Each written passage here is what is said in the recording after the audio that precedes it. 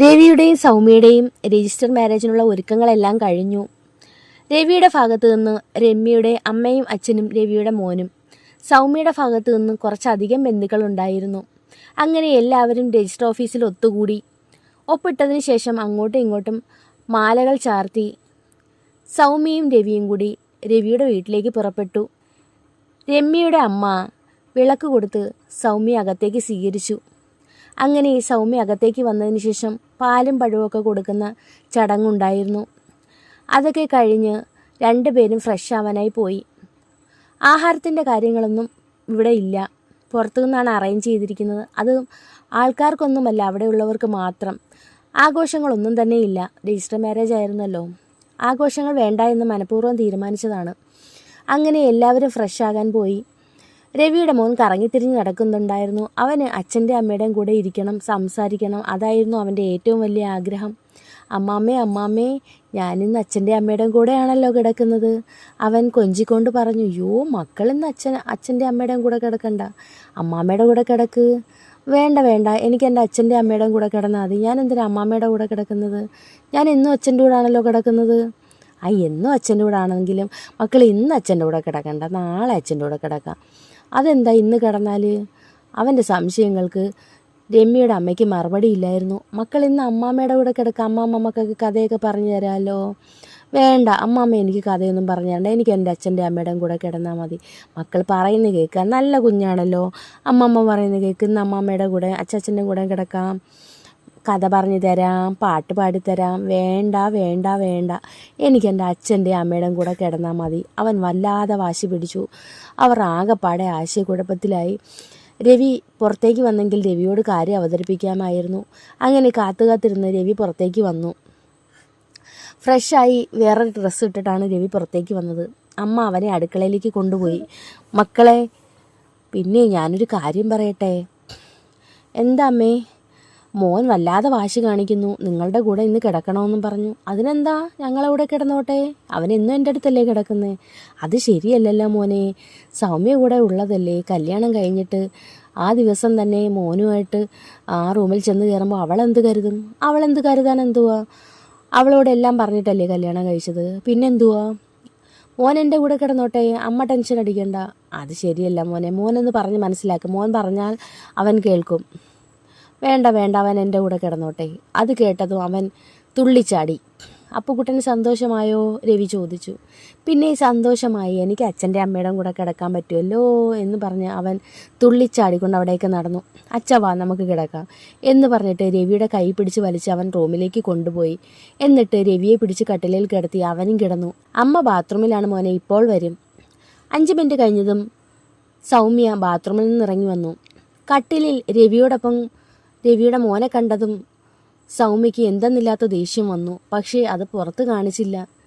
ഇന്നത്തെ ദിവസം ഈ കൊച്ചിന് ഈ റൂമിൽ കിടക്കേണ്ട കാര്യമുണ്ടായിരുന്നു എന്നതായിരുന്നു അവളുടെ ദേഷ്യം. ഈ രവിക്കെന്താ അത്രയ്ക്ക് ബോധമില്ലേ? ഒന്ന് പറഞ്ഞ് മനസ്സിലാക്കിക്കൂടെ? അവൾക്ക് മനസ്സിൽ നല്ല ദേഷ്യം വന്നു. പക്ഷെ അത് പ്രകടിപ്പിച്ചില്ല.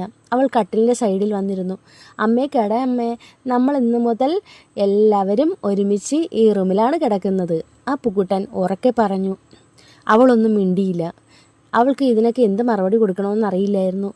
അവൾക്ക് നല്ലോണം ദേഷ്യം വന്നു. കാത്ത് കിട്ടിയ ഒരു ദിവസം, ആ ദിവസം തന്നെ രവിയുടെ മോൻ ഈ റൂമിൽ വന്ന് കിടക്കുന്നത് ശരിയുള്ള കാര്യമാണോ? ആർക്കും ഈ വീട്ടിലൊരു ബോധവുമില്ലയോ എന്ന് പറഞ്ഞ് മനസ്സിലാക്കി കൊടുക്കാൻ അവൾക്ക് നല്ലതുപോലെ ദേഷ്യം വന്നു. രവി, നിങ്ങൾ കിടന്നോളൂ, ഞാൻ താഴെ കിടക്കാം, സൗമ്യ പറഞ്ഞു. അതെന്താ, കുഴപ്പമൊന്നുമില്ല, അവൻ നമ്മളുടെ രണ്ടിനെയും നടുക്ക് കിടക്കട്ടെ. അവൾക്കത് കേട്ടതും അരിശം കൂടി. പക്ഷെ അവളൊന്നും മിണ്ടിയില്ല. അങ്ങനെ അപ്പുകുട്ടൻ രണ്ടുപേരുടെയും നടുക്ക് കയറി കിടന്നു. എന്നിട്ട് സൗമ്യയെ കെട്ടിപ്പിടിച്ചു. അവൾക്കത് ഇഷ്ടപ്പെട്ടതേയില്ല. അവൾ പ്രതീക്ഷിച്ചത് രവിയുടെ കെട്ടിപ്പിടിക്കലാണ്. പക്ഷെ എന്ത് ചെയ്യാൻ, അവൾ പതിയെ കൈയെടുത്ത് മാറ്റി. അവൻ വീണ്ടും അവളെ മുറുകെ പിടിച്ചു, അമ്മേ എന്ന് വിളിച്ചുകൊണ്ട്. അവൾ ഒന്നും മിണ്ടിയില്ല. അവൾക്ക് നല്ല രീതിയിൽ ദേഷ്യം വരുന്നുണ്ടായിരുന്നു. എപ്പോഴെങ്കിലും രവിയെ ഒറ്റയ്ക്ക് കിട്ടുമ്പോൾ ഒന്ന് ഉപദേശിക്കണമെന്ന് അവൾക്ക് തോന്നി. എത്രയായാലും സ്വന്തം മോൻ തന്നെയാണ്. പക്ഷേ എല്ലാത്തിനും ഒരു പരിധിയുണ്ട്. ഇത് ഇച്ചിരി കൂടുതലാണ്. അത് രവിയുടെ കയ്യിലെ കുഴപ്പമാണ്. കൊച്ചുങ്ങളെയൊക്കെ പറഞ്ഞ് മനസ്സിലാക്കേണ്ട രവി തന്നെ ഇതിനെല്ലാത്തിനും സപ്പോർട്ട് ചെയ്യാണ്. അല്ലെങ്കിൽ തന്നെ ഇവിടെ ഒരു അമ്മയുണ്ടല്ലോ, അവർക്കെന്താ ജോലി? അവൾക്ക് നന്നായി ദേഷ്യം വന്നു. നാളെ അവരെയും കൂടെ കണ്ടെന്ന് ഉപദേശിക്കണം അവൾ മനസ്സിൽ തീരുമാനിച്ചു. അങ്ങനെ അവൾ കിടന്നു. പക്ഷെ ഉറക്കം വന്നില്ല. രവി നന്നായി ഉറങ്ങി, കുഞ്ഞും നന്നായി ഉറങ്ങി. സൗമ്യയ്ക്ക് മാത്രം ഉറക്കം വന്നില്ല. അവൾക്ക് നല്ല രീതിയിൽ ദേഷ്യവും സങ്കടവും അമർഷവും ഒക്കെ ഉണ്ടായിരുന്നു. പക്ഷെ എന്ത് ചെയ്യാനാ, ആരോട് പറയാൻ? എങ്ങനെയൊക്കെയോ കുത്തിയിരുന്ന് നേരം വെളുപ്പിച്ചു. നേരം വെളുത്ത ഉടനെ അവൾ ഫ്രഷായി വേറൊരു വസ്ത്രം ധരിച്ച് അടുക്കളയിലേക്ക് ചെന്നു. രമ്യയുടെ അമ്മ അടുക്കളയിലുണ്ടായിരുന്നു. അവളുടെ മുഖത്തൊരു തെളിച്ചക്കുറവ് രമ്യയുടെ അമ്മ ശ്രദ്ധിച്ചു. അവർ കാര്യം ചോദിക്കാൻ പോയില്ല. ഇനി ഭാര്യയും ഭർത്താവും തമ്മിലുള്ള എന്തെങ്കിലും സ്വരച്ചേർച്ചയില്ലായ്മയാണെങ്കിൽ താൻ ചോദിച്ചിട്ടിനി അതൊരു വിഷയമാകണ്ട. അവർ ചിരിച്ചുകൊണ്ട് പറഞ്ഞു, മോളെ ചായ ഇട്ട് വെച്ചിരിക്കുന്നു, എടുത്തു കുടിക്കൂ. അവൾ ഒന്നും മിണ്ടാതെ പോയി ചായ എടുത്തു. രവിക്ക് കൊടുത്തില്ല. അവൾ കുടിച്ചു. അവൾക്ക് തലേന്നത്തെ ദേഷ്യം മാറിയിട്ടുണ്ടായിരുന്നില്ല. അവൾ രമ്യയുടെ അമ്മയോട് ചോദിച്ചു, അമ്മേ, മര്യാദയെന്ന് പറയുന്ന ഒന്ന് ഇവിടെ ആർക്കും അറിയില്ലേ? എന്തു പറ്റി മോളെ? അല്ല, ഇന്നലത്തെ ദിവസം തന്നെ കുഞ്ഞിനെ നമ്മളെ കൂടെ കിടത്തേണ്ട കാര്യമുണ്ടായിരുന്നു. അയ്യോ, അത് ഞാൻ പറഞ്ഞതാണ്, മോനോട് കുറേ പറഞ്ഞ് മനസ്സിലാക്കിയതാണ്. പക്ഷെ അവൻ പറയുന്നത് എന്നും അവൻ എൻ്റെ അടുത്തല്ലേ കിടക്കുന്നത്, ഇന്ന് കിടക്കട്ടെ എന്ന് പറഞ്ഞ് കൊണ്ടുപോയി. മാത്രമല്ല കുഞ്ഞിനോട് ഞാൻ പറഞ്ഞ് അമ്മാമ്മയുടെ അടുത്ത് കഥ പറഞ്ഞു തരാമെന്നൊക്കെ. അവനത് കേൾക്കുന്നതേ ഇല്ലായിരുന്നു. അവനവൻ്റെ അച്ഛൻ്റെ അടുത്തല്ലേ കിടക്കുന്നത്, അതുകൊണ്ടായിരിക്കാം. അച്ഛൻ്റെ അടുത്തായാലും എല്ലാത്തിനും ഒരു പരിധിയില്ലേ. ഇന്നലത്തെ ദിവസം തന്നെ അത് വേണ്ടായിരുന്നു എന്ന് അതിനെ ഒന്ന് പറഞ്ഞ് മനസ്സിലാക്കാമായിരുന്നു, സൗമ്യ പറഞ്ഞു. അപ്പോൾ രമ്യയുടെ അമ്മയുടെ മുഖത്ത് ഒരു വല്ലായ്മ തോന്നി. ഭഗവാനെ, വന്നു കയറി ഉടനെ കല്ലുകടി തുടങ്ങുകയാണോ? ഇനി കുഞ്ഞിൻ്റെ പേരിൽ ഇവർ രണ്ടും കൂടെ വഴക്കൂടി ഇനി അടുത്ത പ്രശ്നം ഉണ്ടാവുമോ എന്നായിരുന്നു അവരുടെ ചിന്ത. സുഖസൗകര്യങ്ങളും എല്ലാം ആയപ്പോഴേക്കും പിന്നെ അടുത്ത പ്രശ്നം വന്നല്ലോ എന്ന് അവർക്ക് എന്തെന്നില്ലാത്ത സങ്കടം തോന്നി. രവിയോട് ഞാൻ അന്നേരേ പറഞ്ഞതാണ് കൊച്ചിനെ എൻ്റെ കൂടെ കിടത്താൻ, കൊച്ചിൻ്റെ കാര്യം പറഞ്ഞ് മനസ്സിലാക്കാൻ. രവി കേട്ടില്ല. ദൈവമേ, ഇനി ഒരു പ്രശ്നവും ഉണ്ടാവില്ലേ, അവർ മനസ്സിൽ പ്രാർത്ഥിച്ചു. മോളൊന്ന് സമാധാനപ്പെടും, നമുക്ക് എല്ലാത്തിനും വഴിയുണ്ടാക്കാം, രമ്യയുടെ അമ്മ പറഞ്ഞു. അമ്മയുടെ വീട് എവിടെയാണ്? സൗമ്യ ചോദിച്ചു. അത് കുറച്ചങ്ങ് അപ്പുറത്താണ്. ആ വീടോ? ആ വീട് വാടകയ്ക്ക് കൊടുത്തു. അതിനുശേഷം ഞാൻ ഇപ്പോൾ രവിയുടെ കൂടാണ്. അമ്മയുടെ മോളെ പിന്നെ കണ്ടിട്ടില്ലേ? അവൾ കുത്തിക്കൊള്ളുന്ന രീതിയിലൊരു വർത്താനം ചോദിച്ചു. ഞാൻ പിന്നെ കാണാൻ പോയിട്ടില്ല. അവർ പെട്ടെന്ന് തന്നെ മൗനം പാലിച്ചു. ഇവൾ പറഞ്ഞ് എങ്ങോട്ടാണ് പോകുന്നതെന്ന് അവർക്ക് മനസ്സിലാവുന്നുണ്ടായിരുന്നു. അവർ മൗനം പാലിച്ചതോടെ അവൾ ചോദ്യം നിർത്തി. കുറച്ച് കഴിഞ്ഞപ്പോൾ രവി ഫ്രഷായി ഇറങ്ങി വന്നു. കൂടെ കുഞ്ഞുമുണ്ടായിരുന്നു. അവൻ അച്ഛൻ്റെ വാലയിൽ തൂങ്ങി നടക്കുന്നത് കണ്ട് അവൾക്ക് നല്ല ദേഷ്യം വന്നു. ഈ കൊച്ച് എപ്പോഴും രവിയുടെ വാലയെ പിടിച്ചാണല്ലോ നടക്കുന്നത്. രവിയെ ഒറ്റയ്ക്കൊന്ന് കിട്ടണമെങ്കിൽ ഇനി എന്ത് ചെയ്യണോ എന്തോ, അവൾ ആത്മകഥം പോലെ സ്വയം പറഞ്ഞു. അതിനുശേഷം അവൾ റൂമിലേക്ക് പോയി. രവിക്ക് അമ്മ ചായ കൊണ്ട് കൊടുത്തു. അതിനുശേഷം അവർ മൂന്നുപേരും കൂടി കുറച്ചു നേരം ചിരിയും കളിയുമൊക്കെ ആയി. അപ്പുക്കുട്ടനെ ചിരിപ്പിക്കുകയും കളിപ്പിക്കുകയൊക്കെ ചെയ്യുമായിരുന്നു. അതിനുശേഷം അമ്മ പറഞ്ഞു, സൗമ്യ പറയുമായിരുന്നു, കൊച്ചിനെ ഒന്ന് പറഞ്ഞ് മനസ്സിലാക്കി കൂടായിരുന്നു, ഇന്നലത്തെ ദിവസം തന്നെ അവിടെ കിടത്തണമായിരുന്നു, അവൾ പറയുന്നതിലും കാര്യമില്ലേ? അമ്മ പറഞ്ഞു. ആഹാ, അവൾ അത് പറഞ്ഞോ? അവളെല്ലാം അറിഞ്ഞിട്ട് തന്നെയല്ലേ കല്യാണം കഴിച്ചത്? നീ പ്രശ്നമൊന്നും ഉണ്ടാക്കണ്ട. അവളത് പറഞ്ഞെന്ന് അതാരായാലും അവളുടെ സ്ഥാനത്ത് പറഞ്ഞു പോകും, അതുകൊണ്ട് പറഞ്ഞതാ, അല്ലാതെ അവൾ പ്രശ്നമൊന്നും ഉണ്ടാക്കുന്ന രീതിയിലല്ല പറഞ്ഞത്. അമ്മ കാര്യമായിട്ട് പറഞ്ഞു, മോൻ ഇന്ന് അമ്മാമ്മയുടെ അടുത്ത് കിടക്കാൻ രവി ഒന്ന് പറയണം കേട്ടോ, നിനക്ക് വയ്യ, അതുകൊണ്ട് ഇന്നത്തെ ദിവസം അമ്മാമ്മയുടെ അടുത്ത് കിടക്കണമെന്ന്. അത് കേട്ടെന്ന് രവി ഒന്നും മിണ്ടിയില്ല. നോക്കട്ടെ, പറയാം, അവൻ ഒഴുക്കം മട്ടിൽ പറഞ്ഞു. അതിനുശേഷം ചായയൊക്കെ കുടിച്ചിട്ട് റൂമിലേക്ക് ചെന്നു. സൗമ്യ ഫോൺ കുത്തിക്കൊണ്ടിരിക്കുകയാണ്. അവൻ കട്ടിലിൽ ചെന്ന് കിടന്നു. സൗമ്യ തല ഉയർത്തി അവനെ നോക്കി. അവൻ കട്ടിലിൽ നിന്ന് നിരങ്ങി അവളുടെ അടുത്തേക്ക് ചെന്നു. അവൾ പിണങ്ങിയ ഭാവത്തിലിരിക്കുകയാണ്. അവൻ അവളുടെ മടിയിലേക്ക് തല വെച്ചു.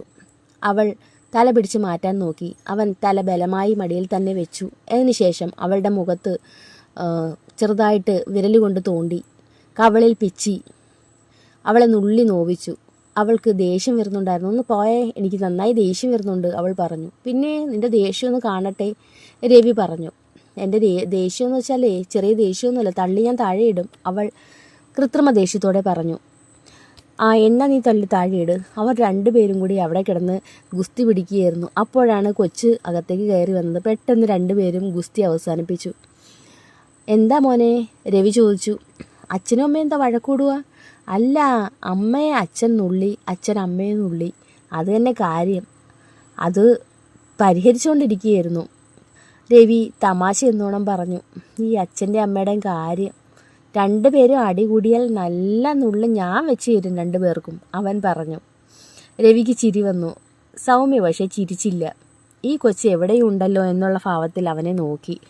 മനുഷ്യനൊരു സ്വകാര്യത തരത്തില്ല. അവനെ ഒന്ന് സ്നേഹിക്കാൻ അവൾ ശ്രമിച്ചിരുന്നുവെങ്കിൽ ഏറ്റവും കൂടുതൽ സൗമ്യ അവനെ മാത്രമേ സ്നേഹിക്കുകയുള്ളായിരുന്നു. കാരണം അത്രയ്ക്ക് നല്ല സ്വഭാവമാണ് ആ കുഞ്ഞിന്. അതിനുശേഷം കുറച്ചു നേരം രവിയും അപ്പുക്കുട്ടനും തമ്മിലായി ഗുസ്തി. അങ്ങോട്ടും ഇങ്ങോട്ടും തോണ്ടലും ഇക്കിളാക്കലും എല്ലാമായി ചിരിയും ബഹളമായിരുന്നു. സൗമ്യ ആ സമയം എഴുന്നേറ്റ് അടുക്കളയിലേക്ക് പോയി. അവിടെ ഇരുന്ന് കഴിഞ്ഞാൽ അവൾ എന്തെങ്കിലും പറഞ്ഞു പോവും. അങ്ങനെ അവൾ അടുക്കളയിലേക്ക് പോയ സമയത്ത് അവർ വീണ്ടും ഇക്കിളാക്കലും നുള്ളലും ചോണ്ടലും ഒക്കെയായി തുടർന്നു.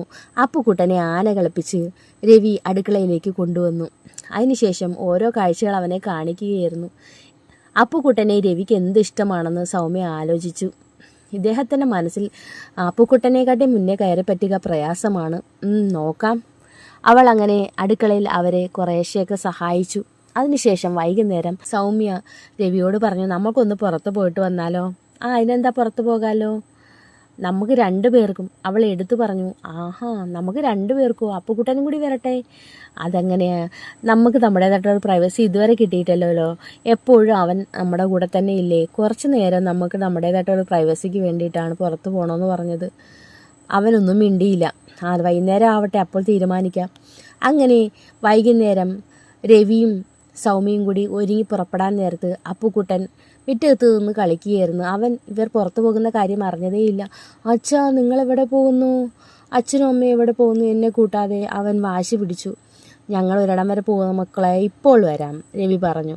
എന്നെ കൂടെ കൊണ്ടുപോ അവൻ വാശി പിടിച്ചു. അയ്യോ മോനെ, നമ്മളെ ഇപ്പോൾ വരാം, ഒരു 5 മിനിറ്റ് പോലും എടുക്കത്തില്ല മോനെ. എന്തോ പാപ്പം വേണം, മേടിച്ചുകൊണ്ട് വരാം, രവി പറഞ്ഞു. എനിക്ക് ഒരു പാപ്പവും വേണ്ട, എനിക്ക് അമ്മയുടെ അച്ഛൻ്റെയും കൂടെ വന്നാൽ മതി, അവൻ കൊഞ്ചിക്കൊണ്ട് പറഞ്ഞു. സൗമ്യയ്ക്കാണെങ്കിൽ നന്നായി ദേഷ്യം വരുന്നുണ്ടായിരുന്നു. അവൾ ഓടി അകത്തേക്ക് പോയി. അതിനുശേഷം ഡ്രസ്സ് മാറി പഴയ ഡ്രസ്സ് എടുത്തിട്ടു. രവി അകത്തേക്ക് ചെന്നപ്പോൾ അവൾ ഡ്രസ്സ് മാറിയിട്ടുണ്ടായിരുന്നു. നീ എന്താ ഡ്രസ്സ് മാറിയത്? നിങ്ങൾ രണ്ടുപേരും കൂടി പോയിട്ട് വാ, ഞാൻ വരുന്നില്ല. നിങ്ങൾ രണ്ടുപേരും എന്ന് വെച്ചാൽ? രവിയേട്ടനും അപ്പവും പോയിട്ട് വാ, ഞാൻ വരുന്നില്ല. അതെന്താ നീ വരാത്തേ? ഓ വേണ്ട, ഞാനൊരു സ്വകാര്യതയ്ക്ക് വേണ്ടിയിട്ടാണ് നിങ്ങളും ഞാനും കൂടെ പോകാമെന്ന് വെച്ചത്. അപ്പോൾ അതിൻ്റെ ഇടയ്ക്കും അപ്പുകൂട്ടം വരാൻ നിൽക്കുന്നു. പിന്നെ അങ്ങനെയാണെങ്കിൽ നിങ്ങൾ രണ്ടുപേരും കൂടെ പോയിട്ടോ, ഞാൻ വരുന്നില്ല. അങ്ങനെ അവർ രണ്ടുപേരും ഒരു ഉടക്കിലേക്ക് പോകുന്നു. അപ്പോൾ നിങ്ങൾക്ക് ഈ സ്റ്റോറി ഇഷ്ടമായെങ്കിൽ ലൈക്ക് ചെയ്യാനും കമൻറ്റ് ചെയ്യാനും സബ്സ്ക്രൈബ് ചെയ്യാനും മറക്കരുത്. ഇതിൻ്റെ അടുത്ത ഭാഗവുമായി ഞാൻ വീണ്ടും വരുന്നതായിരിക്കും.